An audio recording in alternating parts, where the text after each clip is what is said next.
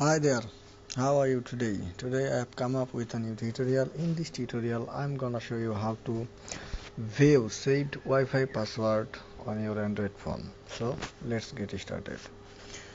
At first we have to have installed a application that's name is ES File Explorer. Guys, that's the software. You have to open it.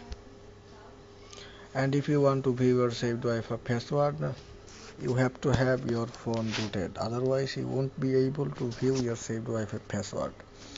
So I have rooted my device, and after rooting you have to open this software and then you have to click here and then click on device, and now you have to click on data folder and then you have to find out MISC folder. Guys, this is the software. Click here and then you have to find out Wi-Fi password folder. Here the Wi-Fi folder.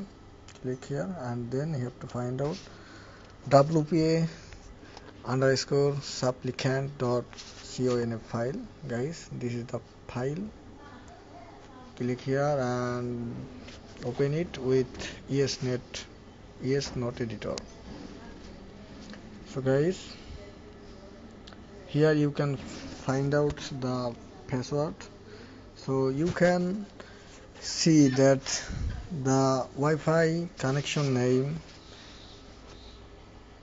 SSID equal ANTR. This is the ANTR. This is the Wi-Fi connection name, and PSK equal 012345667. This is the password of ANTR.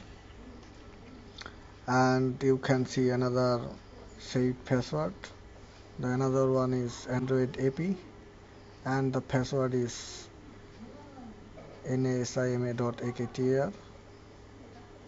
So guys, this is how you can view your saved Wi-Fi password, and the total of your saved Wi-Fi password shows here. You can see all the saved password from here. So guys, that's the tutorial. That's all about it. No more today. Inshallah I will come with a new tutorial in future. Till then, take care.